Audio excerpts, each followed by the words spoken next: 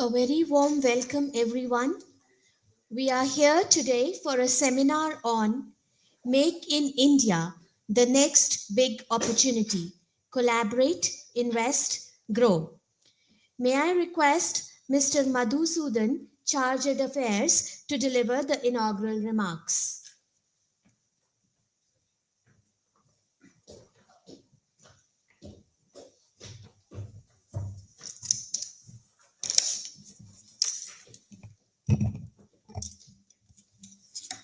Good afternoon, everyone.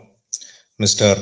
Anil Gupta, Vice President of the PhD Chamber of Commerce and Industry, and other members of the visiting PhD CCI delegation, representatives of Japanese businesses, distinguished guests, and ladies and gentlemen. It is a privilege to address this gathering today. We are delighted to welcome the multi-sectoral delegation from India's PhD Chamber of Commerce and Industry to Japan. The presence of this delegation reflects the vibrant spirit of Indian enterprise and innovation that seeks to explore new business opportunities and deepen the economic partnership between India and Japan. Today, India stands as the fifth largest economy in the world, and by most estimates, we are well on track to become the third largest before the end of this decade. Our economy has demonstrated remarkable resilience and sustained growth, even amid global economic uncertainty. This growth is underpinned by a rapid and unprecedented economic transformation that is currently underway in the country. Reforms and initiatives such as the production linked incentives, Digital India, Skill India, and the new education policy are reshaping the economic environment, fostering innovation, enhancing manufacturing capacity, and building a skilled workforce. India's growth story is powered by our aspiration. We are committed to achieving the goal of Viksit Bharat, or a developed India, by 2047. And the next 25 years presents a pivotal period during which we envision India emerging as a global powerhouse driven by innovation, technology, sustainability, and inclusivity. And in this, India and Japan are strategic partners bound by shared values of democracy, peace, mutual respect, and a common vision for a prosperous and secure future. Our partnership spans a wide range of areas from infrastructure to technology, energy to innovation, and is nurtured by strong political will and engagement at the highest levels. Japan has consistently stood as a steadfast partner in India's developmental journey. Today, about 1,500 Japanese companies operate in India, and the majority of them have recorded successful returns on their investments. Many of these companies are now seeking to further enhance their presence in India. Japan is the fifth largest investor in India, and our economic engagement continues to flourish. In 2022, our two countries set an ambitious target of 5 trillion Japanese yen of outward investment to India over a 5-year period. Remarkably, 80% of this target has already been achieved within half that time. And increasingly, we are exploring new opportunities for collaboration where Japanese companies could establish production bases in India and then use that as a springboard to tap into other fast growing markets such as Africa and the Middle East. While individual companies have already demonstrated the success of this model, today there is a concerted push from both the governments to scale up this collaboration further. So, where do we go from here? If I were to summarize our priorities in one word, it would be numbers. As is clear, the potential of our relationship is enormous, but we need to scale it up. More specifically, we can focus on the following key numbers. Number one, bilateral trade and investment. where we intend to aim for a significant leap in the scale of trade and investment flows between our two countries. Number two, the number of Japanese companies in India. As I said, there are about 1,500 Japanese companies that have their presence in India. We would like to see a tenfold increase in this number, particularly encouraging Japanese small and medium enterprises to explore the vast Indian market where demand is robust and growing. The third number is that of human resources, or the number of skilled Indian professionals in Japan. There is natural complementarity between our economies in this regard, and both our governments are working on policies to facilitate greater mobility of skilled Indian professionals to Japan. The business communities in both countries can play a pivotal role in accelerating this effort. The fourth number is the number of Indian students in Japan, which remains disproportionately low compared to the overall number of Indian students studying abroad. And we are working closely with Japanese universities to address this, but industry encouragement through scholarships, internships, and research collaboration will also be vital. Friends, the India-Japan economic partnership is at what can be described as a defining moment. I'm confident that during this visit by the multi-sectoral delegation from PHDCCI, meaningful discussions will take place to explore new avenues of collaboration, investments, and joint ventures. Let us leverage this opportunity to forge deeper ties, strengthen partnerships, and together build a future that is innovative, resilient, and prosperous for both our countries. In conclusion, I would like to reiterate that India and Japan are natural partners with a shared destiny. The mutual trust, goodwill, and respect that define our relationship offer a strong foundation upon which we can build even greater economic cooperation. I thank you.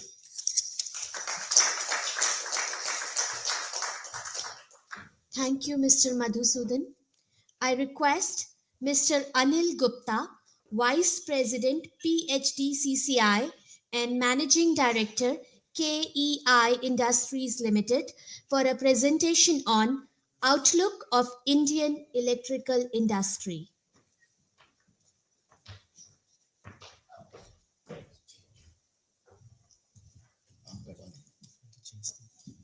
Here?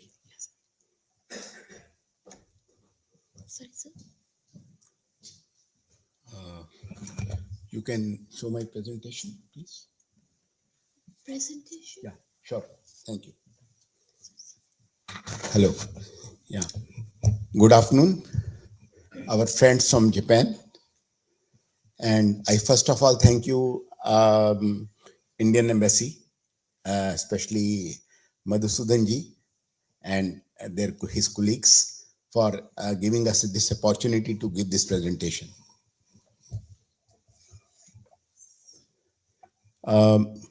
First of all, just a brief slide.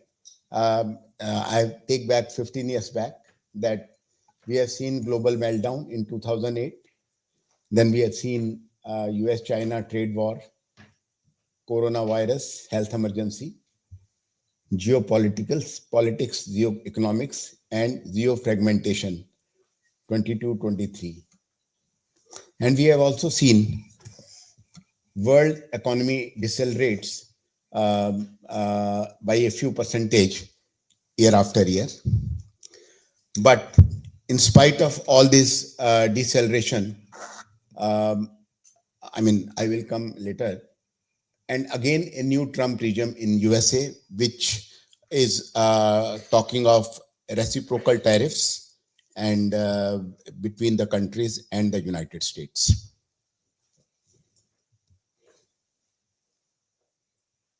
This is a chart showing India's long-term GDP growth trajectory.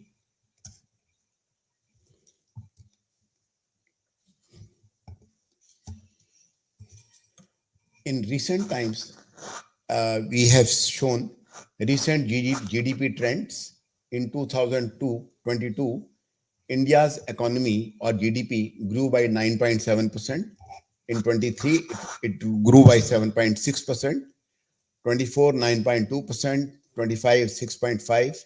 And 26 expected to grow by 6.7%. We are one of the fastest growing major economy. Yeah, that will be better. That will be really good. Thank you.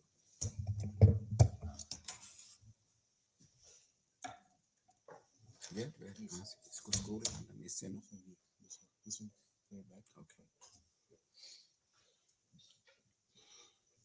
Okay. Fastest growing major economy at 9.2% in FY 23-24, despite global challenges. India is a consumption-driven economy, and as a its PFC as a percentage of GDP at 56.7% in 24-25. India has achieved a remarkable milestone in its economic journey, with gross foreign direct investment inflows reaching an impressive $1 trillion cumulatively since April 2000.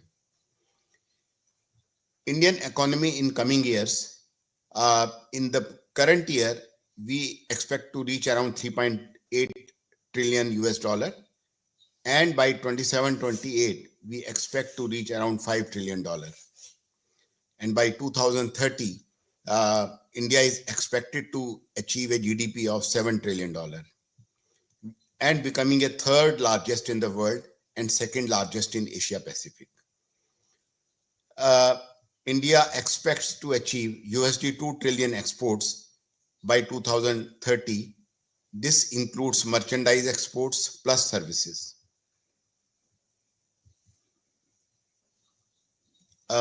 We expect to be a developed economy, means Viksit economy, by 2047, after reaching 100 years of our independence. What are the key drivers? Key drivers in the economy is public investment in infrastructure and household real estate investments. India's manufacturing sector grew 12.3% in FY24, supported by government initiatives and such as PLI scheme and Make in India initiatives. Services sectors remain very strong. Traditionally, India's services sector has always been the strongest, and we need to now working on increasing our manufacturing economy. Investments in Indian markets, that means capital markets, constantly increased, and market grew at 15% CAGR over 5 years, resulting into increased confidence of investors in the Indian economy. 12,000 plus experts showcased India's artificial intelligence leadership in recently concluded Global India AI Summit. In infrastructure, rapid expansion of expressways, highways, railway freight corridors, and economic corridors. 800 plus high-speed trains planned by 2030, including Shinkansen train, which is being built between Mumbai to Ahmedabad. $130 billion capital expenditure in infrastructure done by the government every year for the development of infrastructure annually. Electricity production to be approximately 800 gigawatt, out of which 500 gigawatt of renewable energy by 2030. 50 gigawatt renewable energy capacity added annually, which includes solar and wind.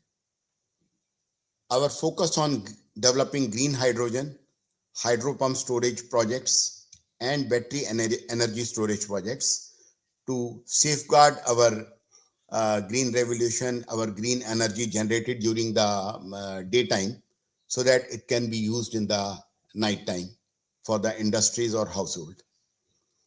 Technology. Make in India initiative to promote self-reliance in semiconductor production and construction of data centers to grow at for artificial intelligence adoption. We are constructing now 4 or 5 big semiconductor plants all across India with a huge investment and with the support of government to make India self-reliant in semiconducting. Education and skill, expansion of universities like research hubs, Skill India initiative to train youth for global competitiveness, engineering skills enhancement through Indian Institute of Technologies and ITIs, the healthcare, strengthening nutrition, hygiene, and cleanliness through various schemes, various healthcare schemes by government of for well-being of workers. India has approximately 1.4 million allopathic doctors at the moment, and another 1 million will be added by 2030.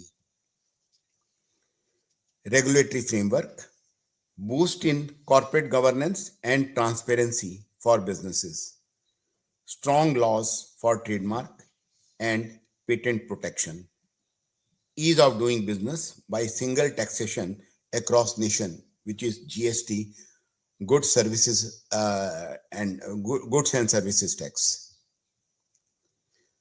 I will touch upon India-Japan ties. India and Japan have shared responsibility for global peace and prosperity. Japan is the 5th largest investor in India. Strong presence of Japanese companies in manufacturing sector in India, around 1,500 already present and growing. Strong trade growth and official development assistance through various Japanese agencies like JICA and JETRO. Doing joint military exercise with Japan and Indian Army and the Navy. Collaboration for regional security and defense. We have seen Quad. Joint research in biotechnology, healthcare, agriculture, nanoscience, and information technology. Active cultural and community interactions between the two nations. Partnership in Quad, which is a combination of India, Japan, Australia, and United States. Joint efforts in the supply chain resilience initiatives. Now, I will touch about the global electrical industry. I come from an industry which manufactures electrical cables. So I have just elaborated one about the electrical industry.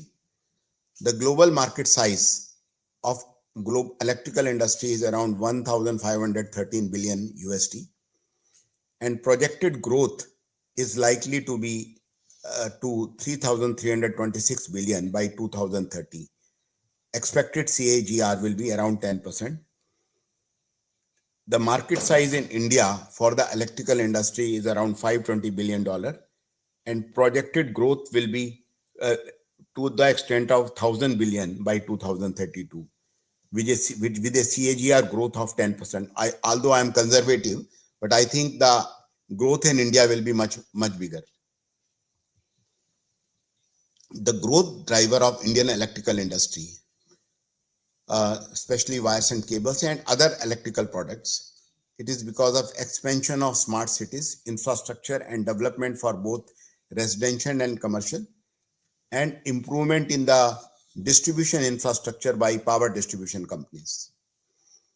Increasing demand for wires and cables for undergrounding of transmission and distribution infrastructure, and also in solar, wind, and bioenergy projects. Expanding manufacturing capabilities as China plus one for the world. In the technology side, strong demand for electrical products in data centers, IoT adoption, power transmission and distribution network expansion, and increased investment in grid resilience and modernization. Government initiatives in this matter is innovation in low loss fiber optics, high voltage cables, and lightweight wiring solutions. Government is connecting all its villages through the broadband through a dedicated underground network of optical fiber cables so that internet can reach every nook and corner of the country.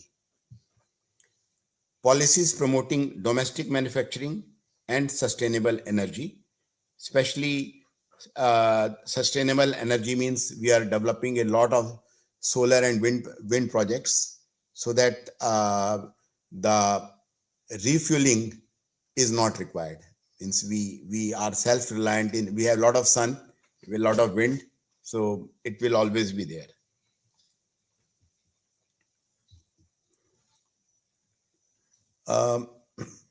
Now I'm talking of small appliances. A lot of growth is there in the fast moving consumer goods, especially the white goods.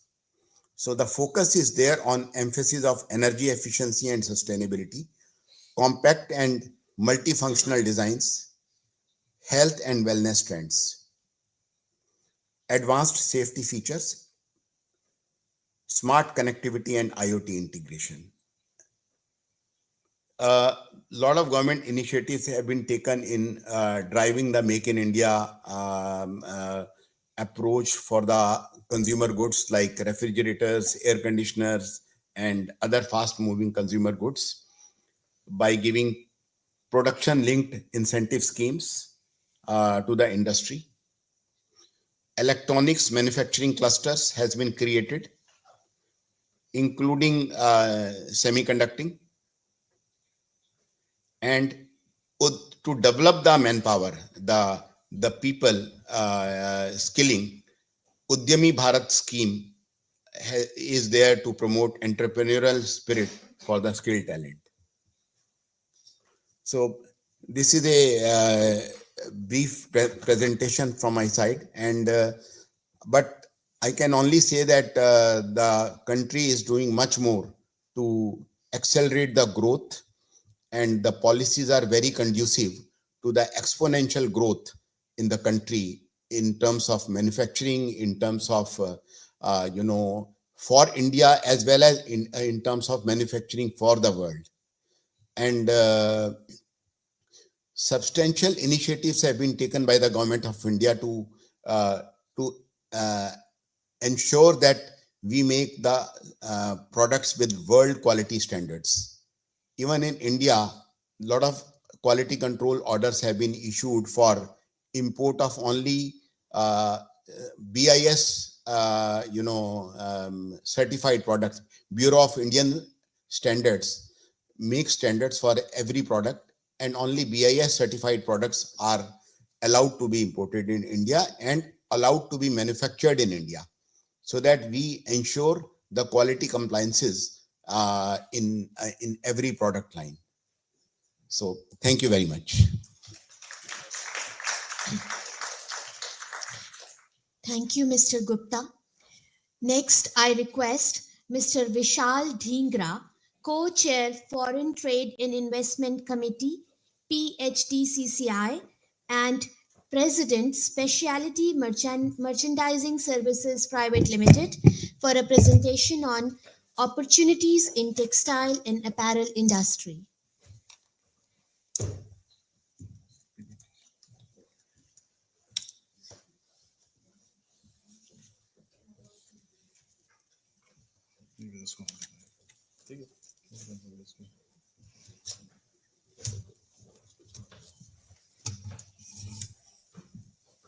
Thank you.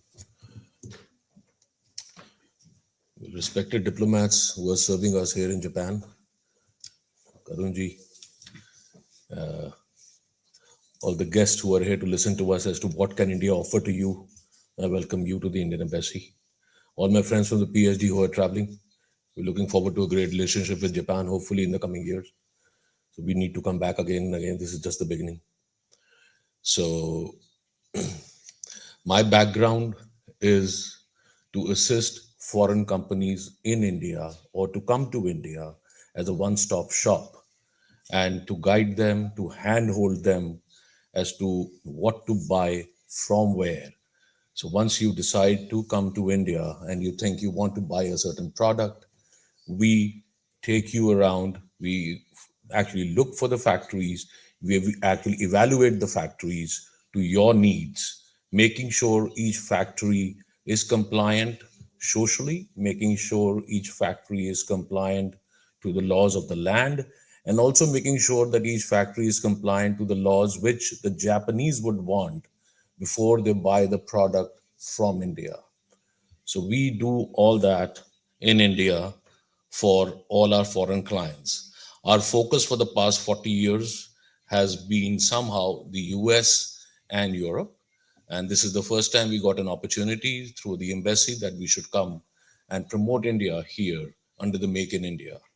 So our services include, but are not restricted to, but I will just show them to you on the screen.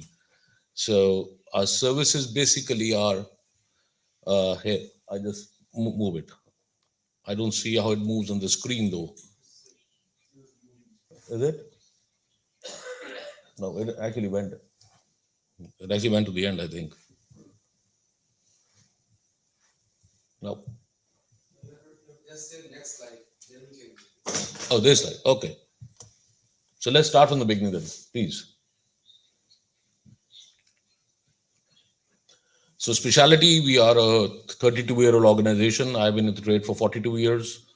And our knowledge base is not only technical, but also actually on the ground. We know where each factory lies, how they have grown, how much have they invested into their factories, what are the infrastructure of those factories. So if you want a certain product, we will pull that factory out for you or a few factories out for you and offer them to you for you to study before you come to India and decide to work with that factory or not. Can we keep on moving the slides, please? So our focus is basically apparel. Next, please. Yeah. Keep on going. So that's me. You see me here, so I won't show that to you for long. Next, please. Yeah. So I have been in the trade, as I said, for 40 years. The government of India has recognized our contribution to the trade. Our association, which I also head, which is the Sourcing Consultant Association, where we help people like us train to bring in foreign clients, handhold them. We generate business worth almost 42,000 crores per annum. Not me alone, but our association does, which is mainly handicrafts, home textiles, apparel, floor coverings, and food articles. Outside, when we just actually walked it into the lobby, we saw some beautiful handicrafts were lined up. So that all come from India. So we make sure that if you were to buy anything of those products, how a quality control is actually done. What are the packaging standards to be met? With the onset of actually Amazon, Flipkart, and all those things, the packaging standards have all of a sudden gone up from 0 to, say, ISTA 6, as they call them, ISTA 6, ISTA 3, ISTA 6. So we keep on learning those standards, and we keep on teaching them to the vendors, and then we apply them for your product before it reaches you in the best shape and form. Please, next. So this is the service we provide to any of our clients who would like to come to India to buy anything from India. So as I said earlier, we do the quality inspections.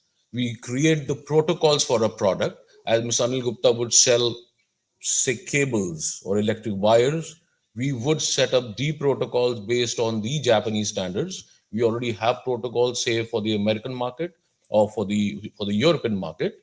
But we as a company, if you were to come to India, we would set up the protocols with your knowledge, with your inputs. Those protocols will be shared with different vendors all across India. And then we start the process of introducing the factories to you. Please, next, please.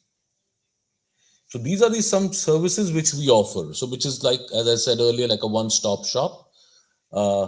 We do the product sourcing. We do the product development. You have a certain need based on your customers and customers in Japan. So we do the product development for you. We do all the merchandising part, means all the day-to-day, I would say, communication with your office and India office of yours. We become your eyes and ears in India. And then we do the quality assurance. That means not the quality control. The assurance is that we are following the protocols before the product actually goes into sampling or product goes into manufacturing. So those are the assurances. Once that is done, the quality control comes into place. So we do a quality control before at say 5 or 10%, then 30%, and then 100% when the goods are really packed. Any issues which would have been there were to be controlled in the first 10%. So all the labs would be taken into consideration, all testing should be done. Everything is done at the first 10%. And last is the logistics support. You want us to put everything on board a container. We try to get you the best pricing, the shortest route available. All those information is shared with you, and the goods leave India on time. The merchandising procedures are the reports and the formats which you get every week from our offices. The product development status, if you were to making a new sample, it could be any product out of India. And the PO status, once you place a PO, then we give it to you every week, a status.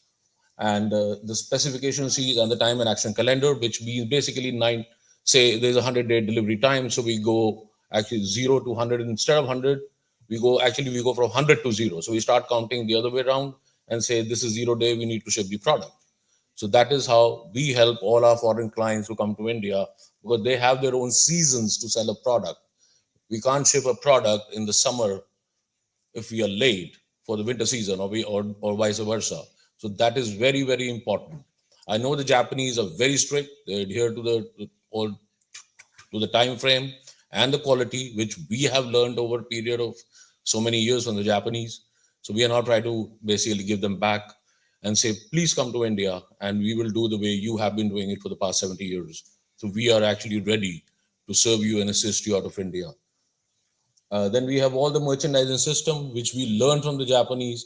When actually Maruti came to India, Sigma 6, we have applied them to our offices. I believe most of our industrialists here actually would have also applied those systems to their factories, right, sir?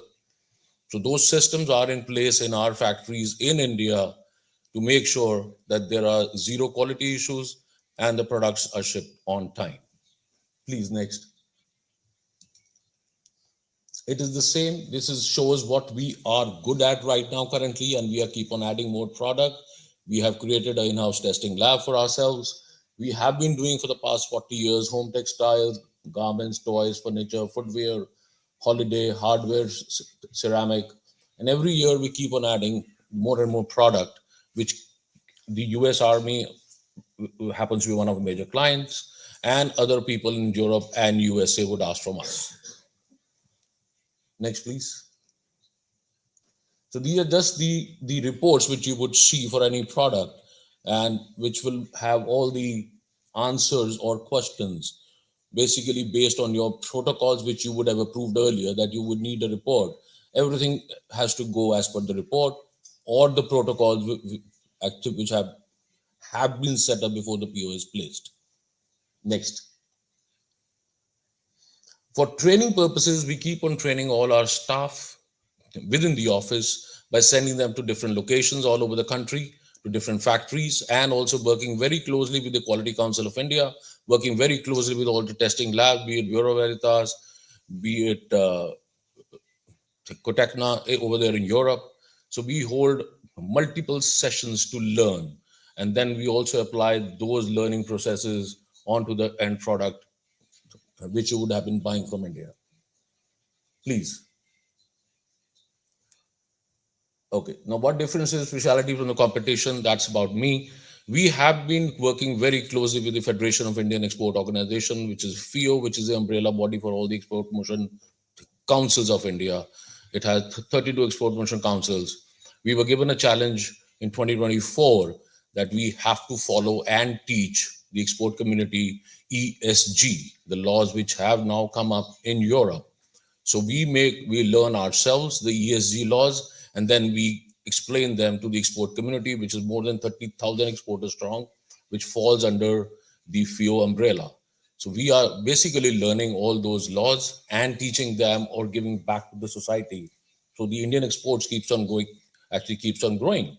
The next challenge which is coming, of course, is the CBAM, or the carbon emission norms, which we already have started actually evaluating in Panipat and Moradabad by bringing in the machines, and we are already teaching the export community how to make sure what are the carbon emissions for each product which they must be making, and then we give them a credit through FIO.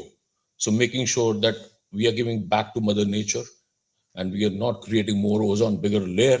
So that's what we keep on teaching, or we keep on doing for you. If you were to buy from India, you are contributing to Mother Earth actually through our vendors. Please. And okay, that's it for now. If anybody would like to come to India, you're more than welcome. We have anything and everything to offer from India. We have learned from the Japanese, so this is time we give them back in the same way by learning from them. Our processes are based on the Japanese processes, which we accumulated and learned and assimilated into our system and daily lives. So I will look forward in case somebody has any questions later on, or anybody has something to know about India, I'll be more than glad to assist. Thank you all very much. Thank you, Mr. Dhingra. I request Mr. Manish Agarwal, Managing Committee Member, PHDCCI, and Managing Director, Satya Infrastructure Limited, to present on Perspective of Real Estate in India.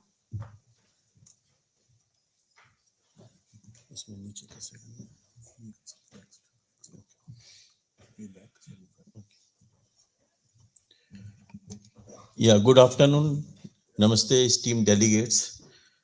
I am honored to stand before you today to discuss the vast investment opportunities in India real estate sector. As we gather here, I would like to highlight the significance of this sector, which plays a vital role in shaping India's economy, society, and urban landscape.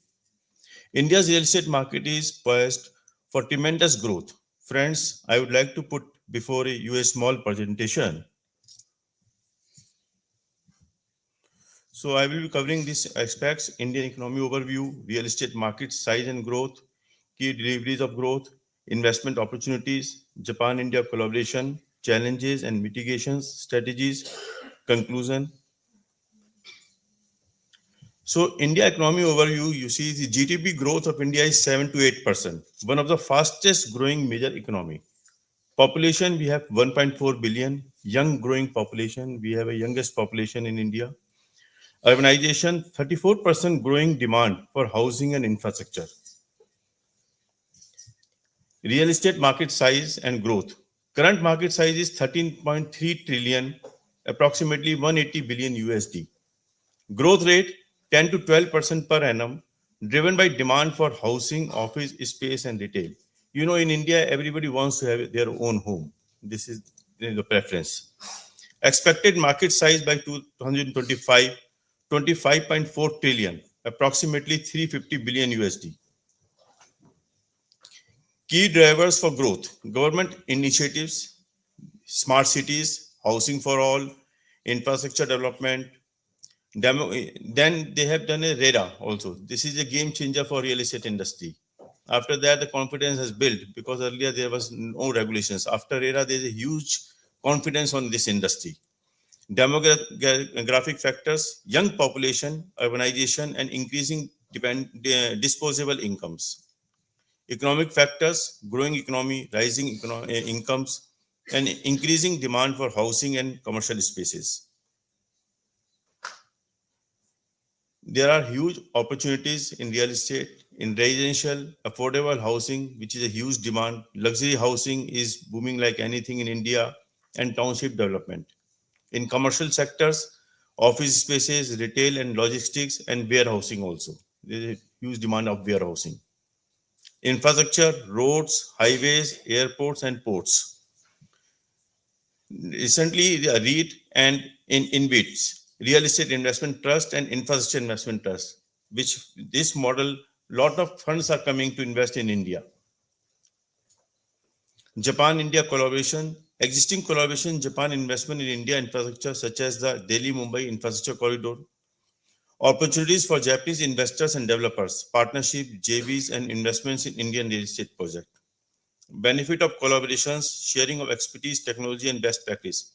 Recently, if you have noticed, there are a lot of Japanese companies are collaborating in India with the real estate developers for the development of the real estate project, and especially in the large group housing projects, high-rise projects.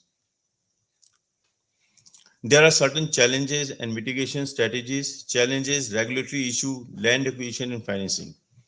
For that purpose, we always propose you should have an Indian local partner so that he can handle all these small mitigations and challenges. Mitigation strategies, government support, public-private partnerships, and innovative financing models. In conclusion, India's real estate market offers significant opportunities for Japanese investors and developers. Collaborations between India and Japan can lead to mutual beneficial partnership and growth. Addressing challenges and leveraging opportunities can help unlock the full potential of Indian real estate market. So thank you very much. I expect that you should come to India and invest in real estate. That's a very growing market in India, and there are a lot of opportunities in India in real estate market. Thank you. Thank you, Mr. Agarwal. I now request Mr. Sanjeev Sachdev, Managing Director, Orion Pro Toshi Automatic Systems Private Limited, to present on Outlook of Indian Company Manufacturing Transit and Automation Equipment.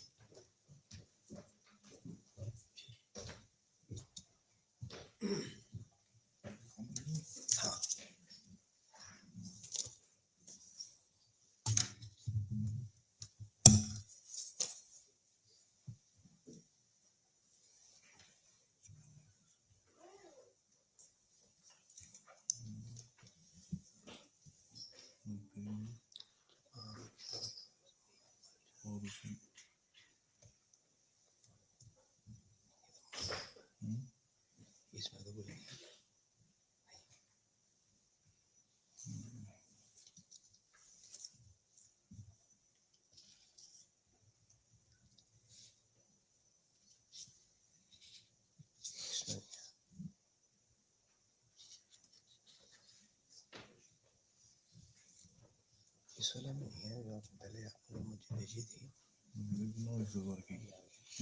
चलो मैं यहाँ से बोलता हूँ। Good evening. It is indeed a pleasure and an honor to be here, and I have not much words to say, but I'll start my address with one line, that is Bharat Mata Ki Jai. Under the dynamic leadership of our Honorable Prime Minister, Mr. Narendra Modi, we are in the state of our golden era of manufacturing.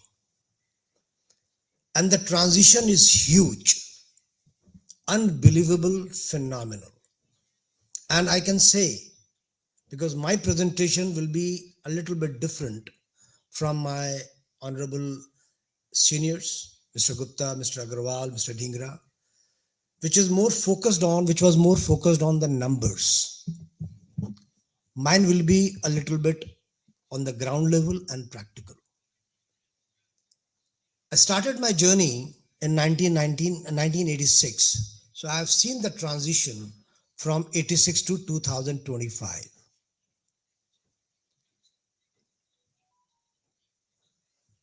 In 2013, I was planning to leave my country, because the situation was different. And from 2013 onwards to 2025, I feel that if I have another 10 years of working, I will be sorted.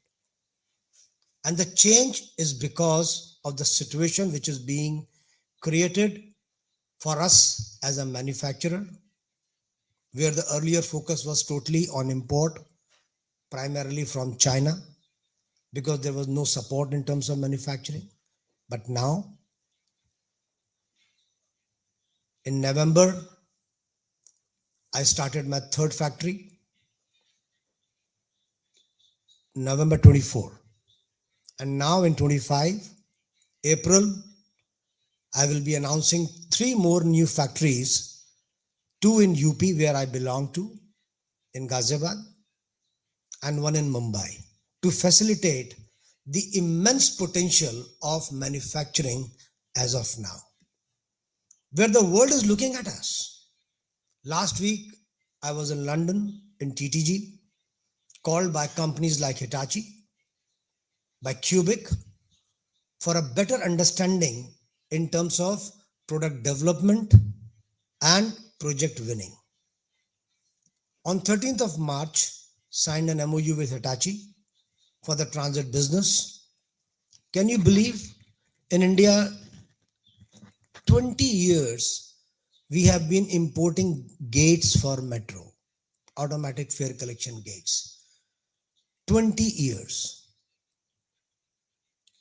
But from 2018, when Modi ji initiated the project Swagat as a manufacturing to start manufacturing of AFC gates for metro, from 2018 to 2025, as a company which is Aurionpro Toshi Automatic, we are doing 6 projects of metro in India, having more than 2,500 gates worth 500 crores to be delivered in 6 metro projects in India.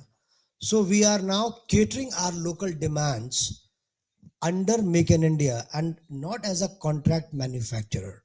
Sir, I would like to specify this, not as a contract manufacturer, in fact, as a IP holder of the entire software, hardware, designing.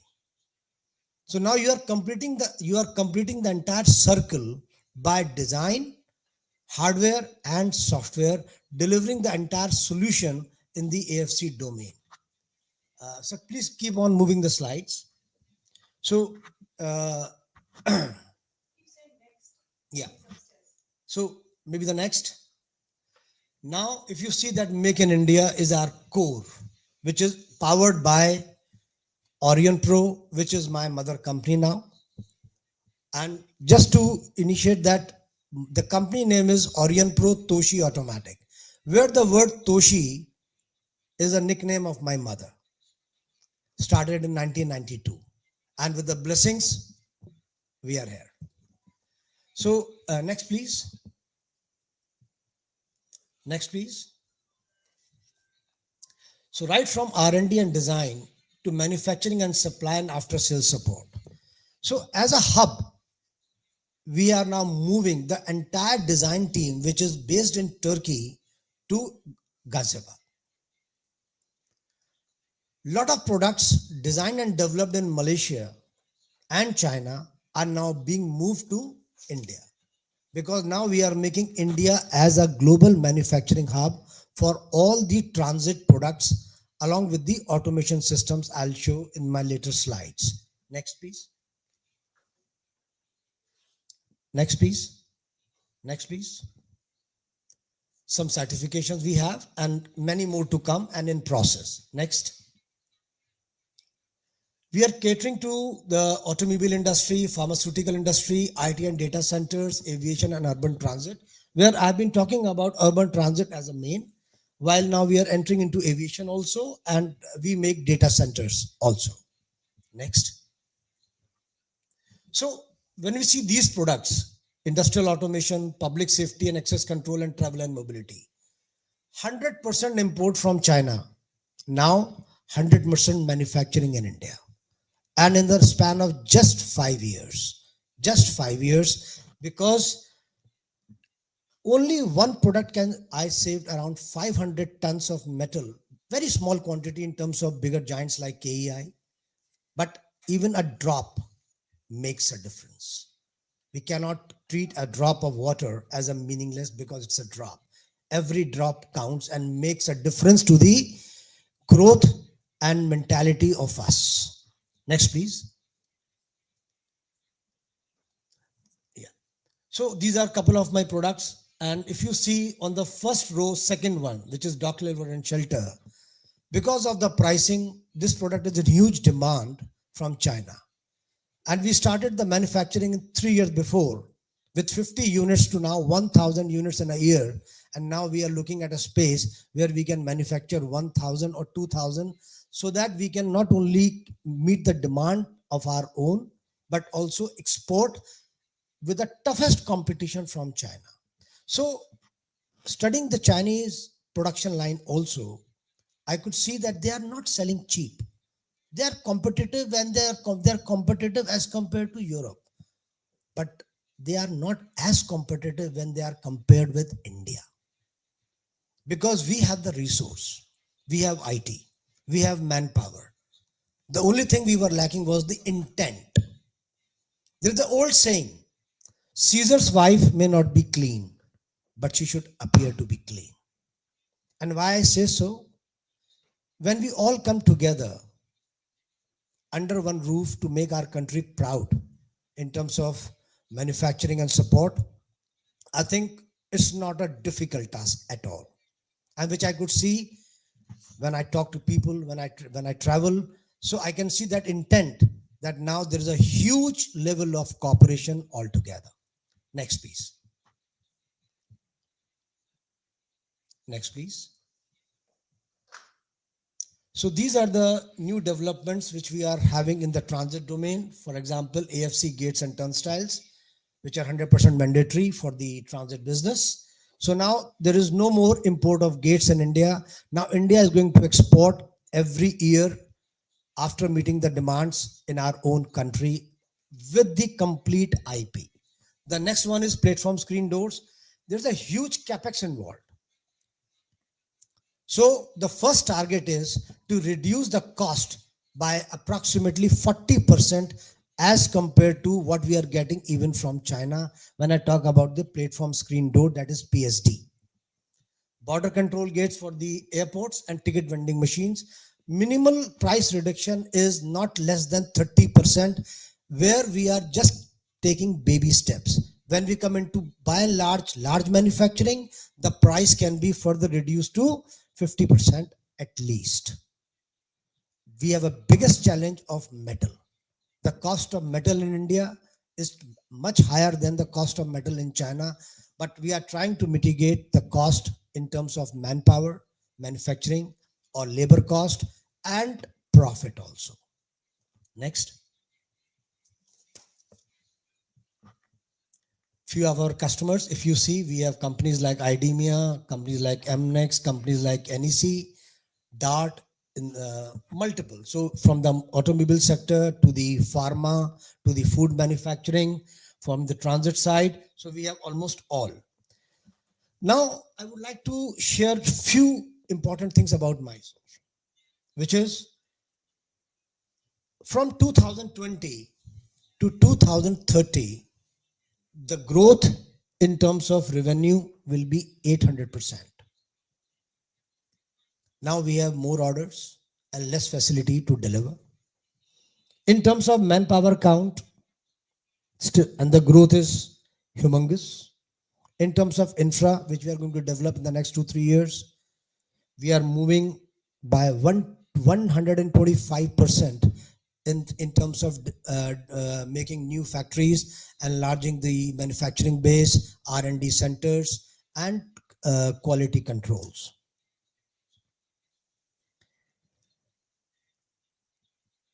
The new orders which we get in the transit business is from Delhi Metro, Chennai Metro, Mumbai Metro, and many more to come. So things are moving very fast, faster than the imagination we could have. The target is to make in India, make for the world, and the journey has begun already, and we have to go a long way in the coming times. We are not driving ourselves. We are now being driven. We are being driven. And I make this statement that we are not driving ourselves. We are being driven. Irrespective of the age factor, when we are all 60s or in 70s, to my youngest members coming to Japan in their 30s, we all are driven. So now age is no bar. If I see Mr. Gupta, I feel charged that at this age also he's holding so much of responsibility, and he is working just like a 30-year-old boy. So that says it all, that now we are driven, we are not driving ourselves, and we have to go a very, very long way to meet the requirements and to make our country proud of us. Thank you very much, sir. Thank you, Mr. Sachdev. The next presentation, I would like to call Dr. Jatinder Singh, Deputy Secretary General, PhD CCI, to present on role of Chamber in India-Japan business relations.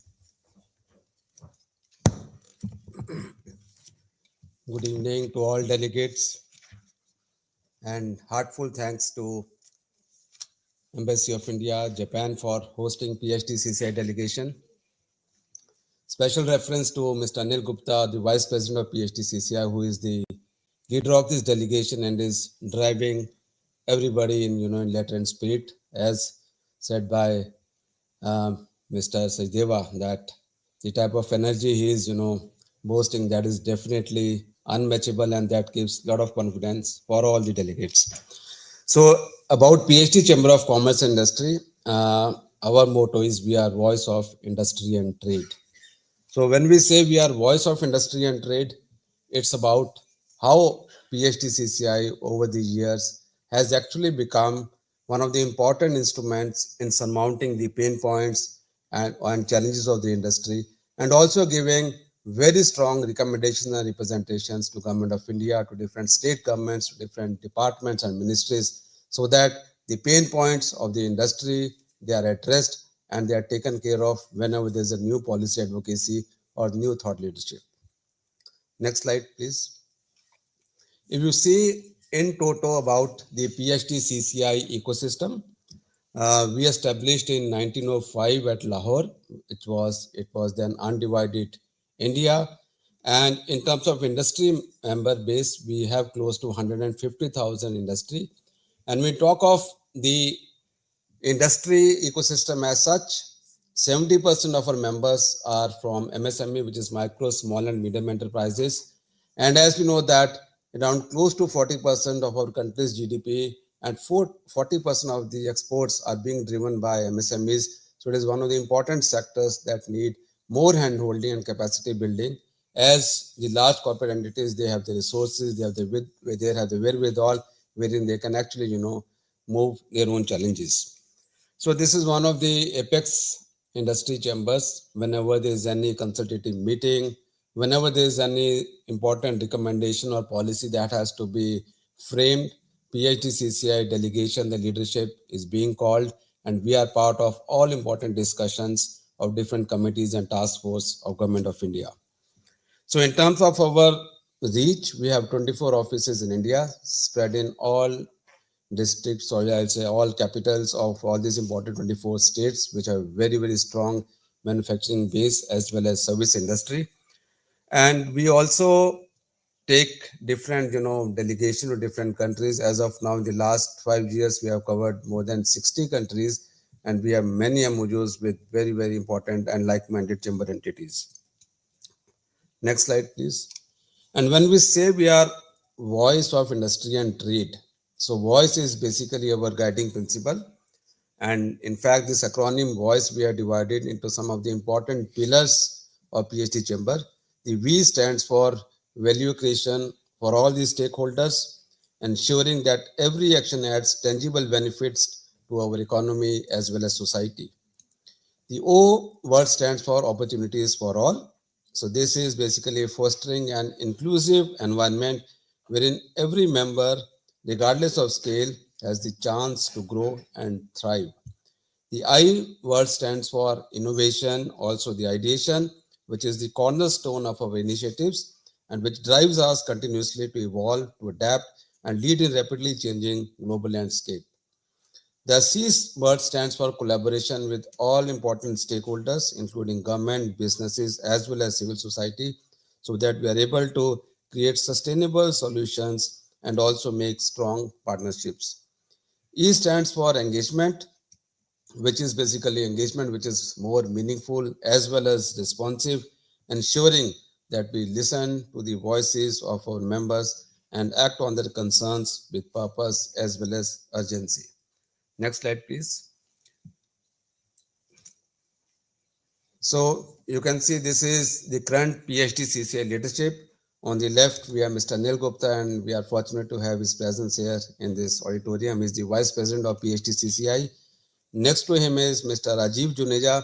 He is the Senior Vice President. Mr. Hemant Jain is the President of PhD CCI, and Mr. Sanjeev Agarwal is the immediate past President. So this is, in a nutshell, the PhD CCI leadership. Next slide, please.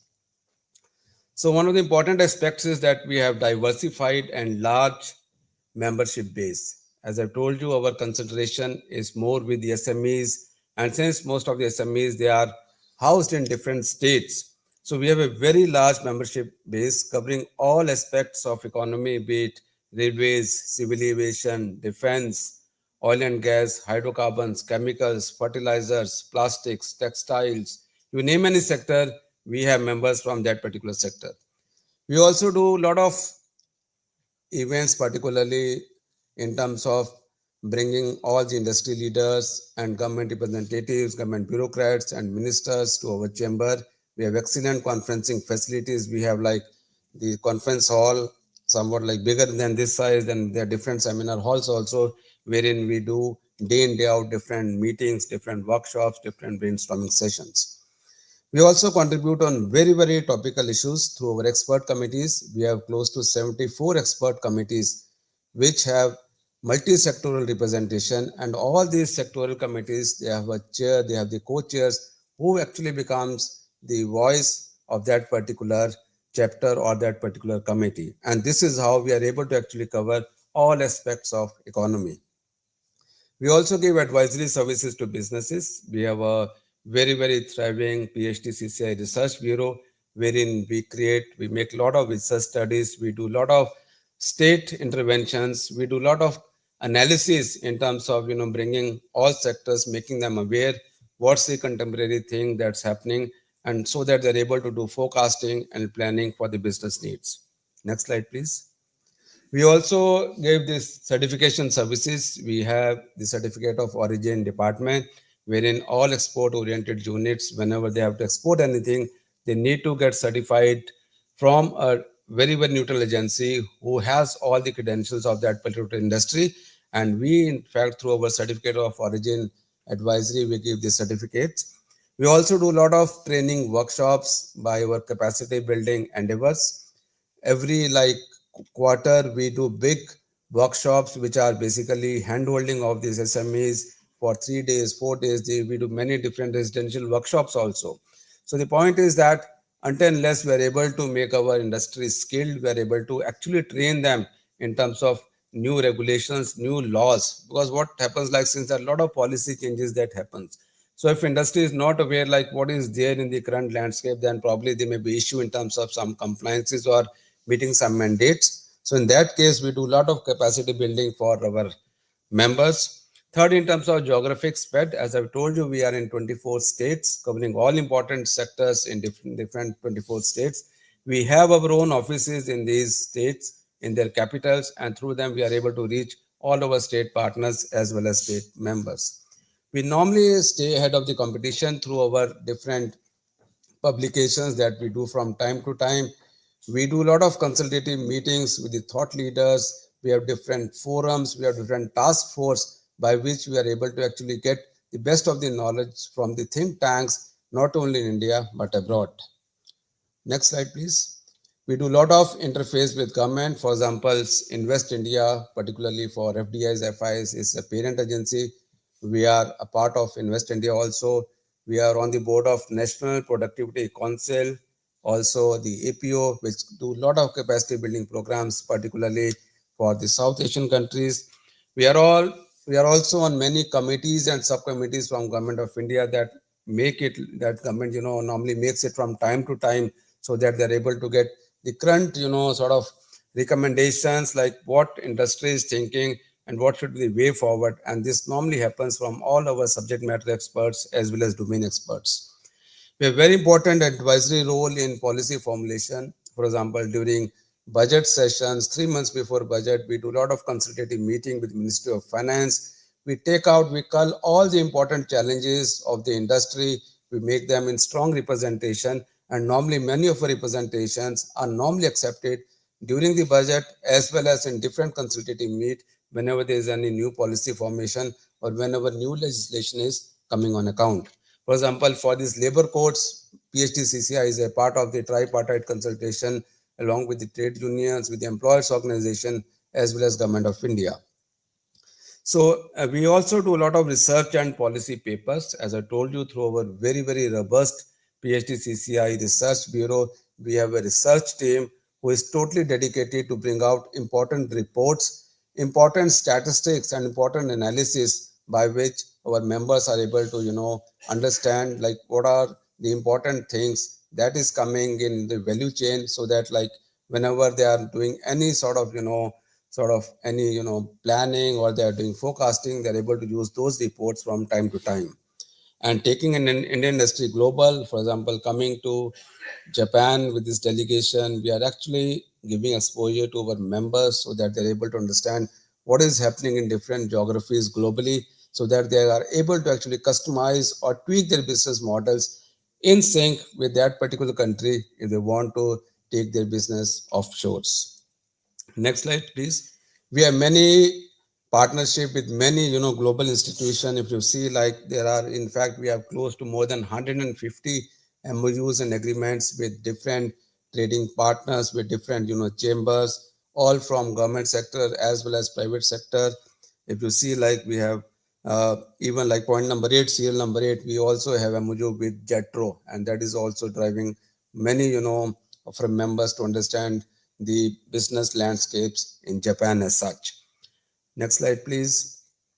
For example, you can see there are a lot of different chambers, particularly from different nationalities and countries, like with Hong Kong, with China, with Sri Lanka, with even like Afghanistan, with Philippines, with UAE. Next slide, please. From the Egypt, Uzbekistan, Bangladesh, Finland, Singapore, with the European communities, with Bhutan, with Morocco, with Nepal, with Turkish. We have a lot of MOUs, and through our MOU partners, we're actually able to bridge the gap in terms of making our members understand the dynamics or complexities of doing business in these particular respective countries. Next slide, please.